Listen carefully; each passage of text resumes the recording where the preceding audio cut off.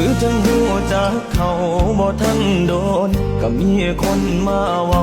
ดอกสู่ฟังนัดกันกินข้าวว่าเบิ่งหนัง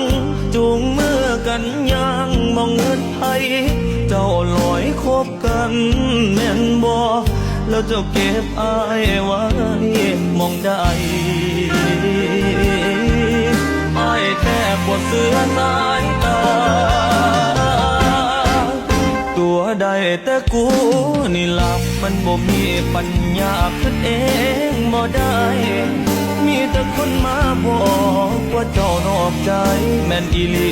บอกซอยบอกให้หูแน่บอกสิได้หูเจ้าของบ่ดีมองไหนก็บอกกันตรงๆอย่าสิจงเอาไว้บ่อย่าฟังจากปากผู้ใดสิยอมรับให้ได้คันเป็นเจ้าควา